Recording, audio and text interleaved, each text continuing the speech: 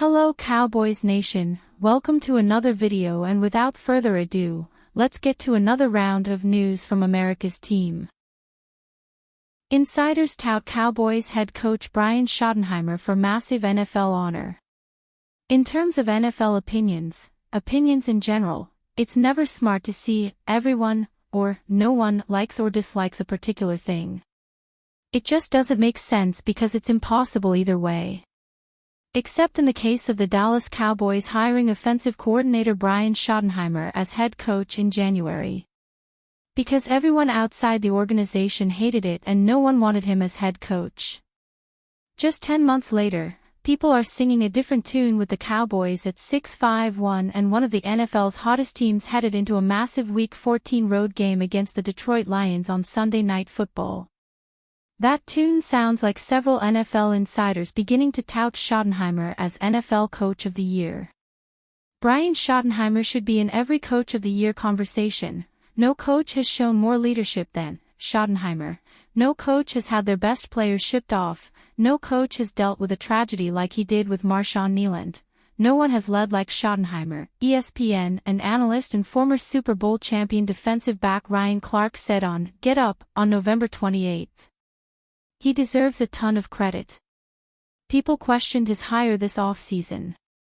Former New York Jets and Buffalo Bills head coach and ESPN analyst Rex Ryan agreed with his TV teammate.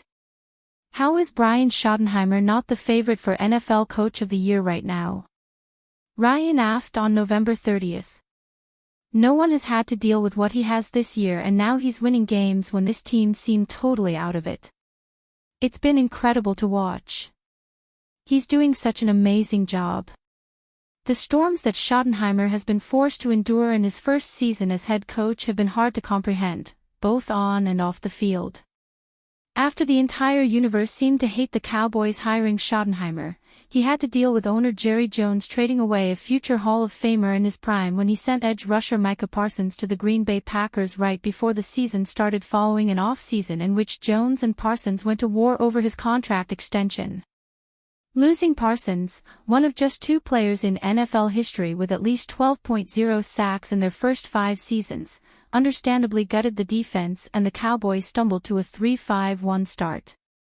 Right as Jones made several deals at the NFL trade deadline for talent to help the defense, the Cowboys were hit with a real-life tragedy no one could have anticipated.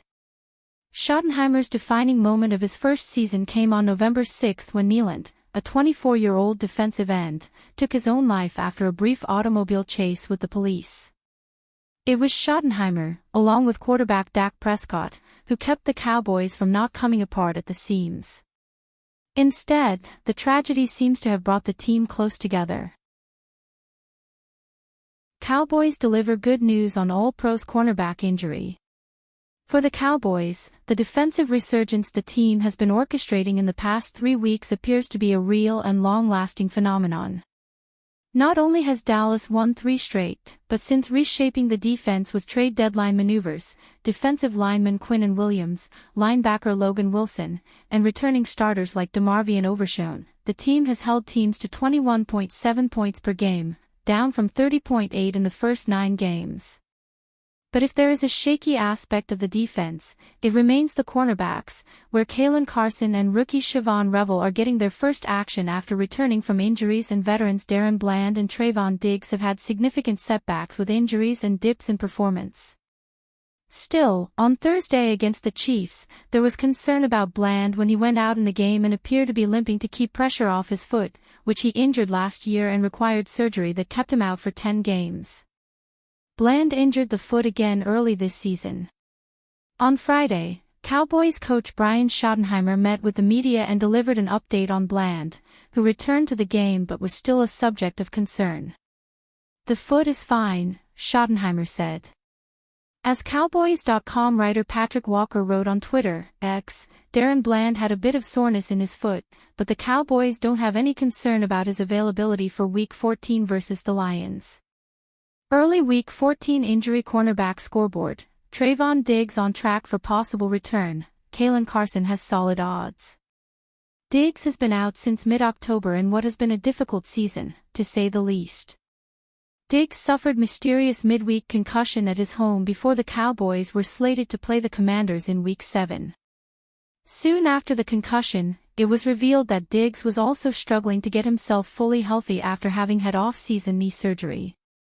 But there was a twist with that, too, as it turned out Diggs' opposite knee was the one that had been troublesome. On Friday, Cowboys owner Jerry Jones issued a surprise statement all but guaranteeing Diggs will play in Week 14 against Detroit, a Thursday night game. Cowboys land former 1,400-yard and 20-touchdown speedy playmaker days before Lions game.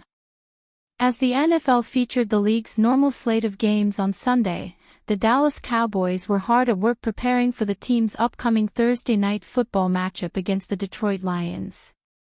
The Cowboys practiced and also made a series of roster moves, including revealing some potential good news for a star defender.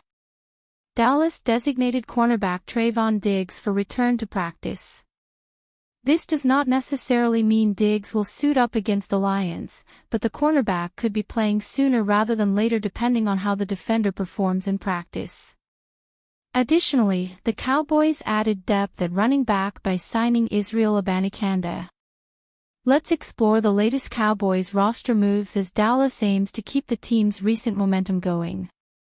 Following a standout college football career at Pitt, Abanikanda was selected by the New York Jets in the 5th round of the 2023 NFL Draft. Prior to joining the NFL, Abanikanda's best season came in 2022 when the running back posted 239 carries for 1,431 yards and 20 touchdowns at Pitt. Abanikanda also had 12 receptions for 146 yards and a touchdown through the air during the same season. Abanikanda has been a bit of a journeyman in the NFL. The Jets released the running back in 2024, and Abanikanda has since had short stints with the San Francisco 49ers and Green Bay Packers. Abanikanda is a former sprinter and brings some additional speed to Dallas. The running back posted a sub 4.4 second time in the 40-yard dash at Pitt's Pro Day. Heading into the 2023 draft, Abanikanda drew comparisons to Kansas City Chiefs running back Isaiah Pacheco. What do you think? Like, comment and subscribe to the channel.